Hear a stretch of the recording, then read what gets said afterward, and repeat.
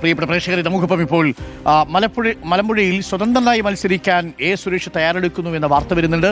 UDF സ്വതന്ത്രനായി മത്സരിക്കുമെന്നറിയുന്നു. നാളെ VD സതീശന്റെ പുതുയുഗ യാത്രയിൽ പങ്കെടുത്തേക്കും എന്നുള്ളതാണ് വിവരം. നമുക്കിപ്പം സുരേഷ് ചേരുന്നുണ്ട് തത്സമയം. നമസ്കാരം സുരേഷ്.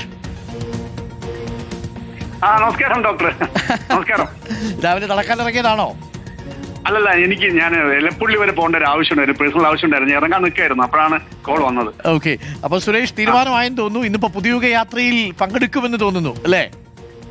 അല്ല, അവര് ഉന്നത നേതാക്കൾ, അതായത് UDFന്റെ നേതാക്കൾ നേരിട്ട് ക്ഷണിച്ചു. ഇന്നലെയും ക്ഷണിച്ചിരുന്നു. ഓക്കെ, അപ്പൊ ഞാൻ അത് ആലോചിക്കാം, നോക്കാം എന്നാണ് പറഞ്ഞിരിക്കുന്നത്. ഓക്കെ, പങ്കെടുത്ത് സംസാരിക്കുന്നുണ്ടോ, പ്രസംഗിക്കുന്നുണ്ടോ? അല്ല, ഞാൻ പറഞ്ഞല്ലോ, അവര് നിരന്തരം സംസാരിച്ചുകൊണ്ടിരിക്കുന്നുണ്ട്. നിങ്ങൾ ഈ കൊടുത്ത വാർത്തകളൊക്കെ വസ്തുതയുള്ളത് തന്നെയാണ്. അപ്പൊ ജാതിയിൽ പങ്കെടുക്കണമെന്ന് ആവശ്യപ്പെട്ടത് ഇന്നലെയാണ്.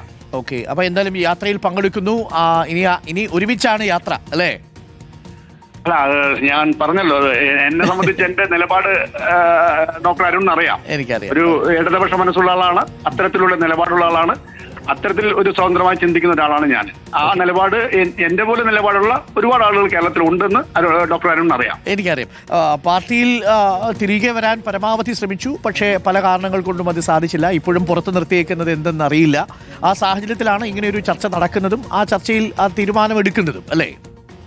തീർച്ചയായിട്ടും 13 കൊല്ലമായി എന്നെ പുറത്താക്കിയിട്ട് ഞാൻ പരമാവധി എന്നാലാവുന്ന വിധത്തിൽ പാർട്ടി ചട്ടക്കൂടിനനുസരിച്ചുള്ള അപ്പീലുകളും നിരന്തരം കൊടുത്തുകൊണ്ടിരുന്നു. ഒരു മറുപടി പോലും എനിക്ക് ഇതുവരെ കിട്ടിയിട്ടില്ല. വലിയ വിഷമമുണ്ട്, വലിയ ഇൻസൾട്ട് ഉണ്ട്.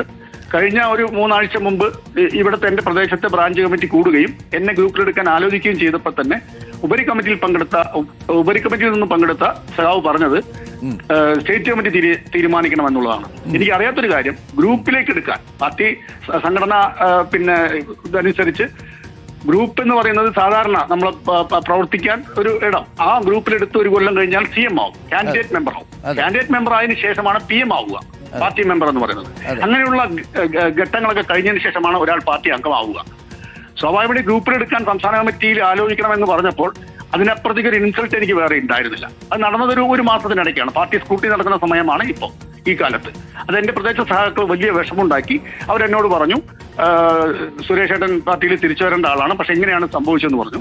ഞാൻ അവരോട് പറഞ്ഞത്, ഇനി എനിക്ക് വേണ്ടി ആരും വാദിക്കേണ്ട, എന്നെ മെമ്പർഷിപ്പിലേക്ക് എടുക്കാൻ വേണ്ടി സഹാക്കൾ വലിയ ബുദ്ധിമുട്ട് അനുഭവിക്കേണ്ട എന്ന് അവരോട് പറഞ്ഞു.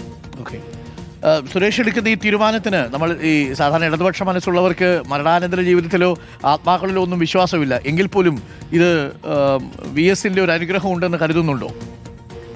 തീർച്ചയായിട്ടും. കാരണം VS ജീവിതകാലം മുഴുവൻ വർഗീയതയ്ക്കെതിരെ പോരാടിയ ആളാണ്. VS ഈ പാർട്ടി ഉണ്ടാക്കിയതാണ്.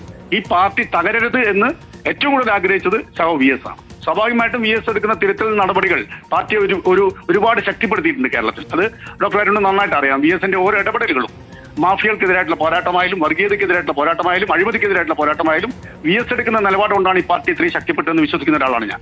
VS ഉണ്ടായിരുന്നെങ്കിൽ ഈ സർക്കാരും പാർട്ടിയും ഇങ്ങനെയാകുമായിരുന്നു എന്ന് തോന്നുന്നുണ്ടോ? തോന്നുന്നില്ല.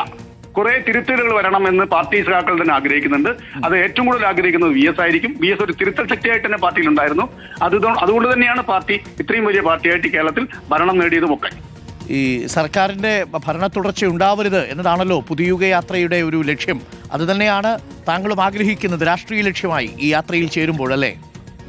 അല്ല, ഞാൻ എപ്പോഴും പറയുന്ന ഒരു വാചകമുണ്ട്. എപ്പോഴും MN വിജയൻ മാഷ് പറയുന്നത്, ഈ പാർട്ടിക്ക് മൂല്യച്യുതി സംഭവിച്ചാൽ പാർട്ടി ഉണ്ടാവും, പക്ഷെ കൂടെ ജനങ്ങൾ ഉണ്ടാവില്ല എന്നുള്ളത്. അത് തന്നെയാണ് ഇപ്പോ യാത്രയിൽ ചേരുമ്പോഴും പറയാനുള്ളത്. തീർച്ചയായിട്ടും പാർട്ടി ഉണ്ടാവണം. ഇവിടെ കേരളത്തിൽ കമ്മ്യൂണിസ്റ്റ് പാർട്ടി ഉണ്ടാവണം. അത് വിശ്വസിക്കുന്ന ആയിരക്കണക്കിന് ആൾക്കാരൊപ്പമാണ് ഞാൻ. അതിന് പാർട്ടി ഉണ്ടാകണമെങ്കിൽ 3ാം വട്ടം ഈ പാർട്ടി അധികാരത്തിൽ വന്നാൽ പാർട്ടി ഉണ്ടാകുമെന്ന് കരുതുന്നില്ല. അല്ല, അതിനെക്കുറിച്ച് മറുപടി പറയാൻ ഞാൻ തയ്യാറല്ല. പക്ഷെ എന്നെ പോലുള്ള ആയിരക്കണക്കിന് ആളുകൾ, ഈ പാർട്ടിയെ സ്നേഹിക്കുന്ന ആളുകൾ പറയുന്നത് ഈ പാർട്ടി ഇവിടെ മൂല്യത്തോടുകൂടി നിലനിൽക്കും എന്നുള്ളതാണ്. ഈ പാർട്ടി ചിഹ്നത്തിനെതിരെ ഒരു സ്വതന്ത്ര സ്ഥാനാർത്ഥിയായി UDFന്റെ പിന്തുണയോടുകൂടി മത്സരിക്കുമ്പോൾ ഒരു സങ്കടം ഉള്ളിലുണ്ടാവുമോ? അല്ല, ഡോക്ടറിന് അറിയാലോ, വർഷങ്ങളായി നമ്മൾ തമ്മിൽ പരിചയമുള്ളതാണ്. എന്റെ ഒരു വ്യക്തിത്വം എന്ന് പറയുന്നത് അറിയാലോ. അത് സ്വാഭാവികമായിട്ട് ഉണ്ടാവുന്ന ഒരു മാനസിക സ്ട്രെസ് എനിക്ക് നന്നായിട്ടുണ്ട്. അത് ഞാൻ പങ്കുവയ്ക്കുകയാണ്. Thank you Suresh. നമുക്ക് നേരിട്ട് കാണാം ഒരിക്കൽ. Thank you. തീർച്ചയായിട്ടും. Thank you Suresh. Thank you. അപ്പോൾ പ്രിയപ്പെട്ട സുരേഷ് നമ്മളുമായിട്ട് ഏറെക്കാലം സൗഹൃദം ഉണ്ടായിരുന്ന ആളാണ്. സുരേഷ് അങ്ങോട്ട് തീരുമാനം എടുക്കുമ്പോൾ സുരേഷിൻ്റെ മനസ്സിന് വിഷമമുണ്ട് എന്നുള്ളത് തന്നെയാണ് സുരേഷ് ഇപ്പോൾ പറഞ്ഞിരിക്കുന്നത്. പക്ഷേ തീരുമാനമായിരിക്കുന്നു പ്രിയപ്പെട്ട പ്രേക്ഷകരെ, സുരേഷ് മത്സരിക്കും, സ്വതന്ത്രനായിട്ടായിരിക്കും മത്സരിക്കുക. UDF-ന്റെ പിന്തുണയുണ്ടാവും. പാർട്ടി നിലനിൽക്കണം എന്നാഗ്രഹിച്ചുകൊണ്ട് തന്നെ UDF നയിക്കുന്ന പുതിയ യാത്രയിൽ സുരേഷ് ഇന്ന് പങ്കുചേരും എന്നാണ് അറിയിച്ചിരിക്കുന്നത്.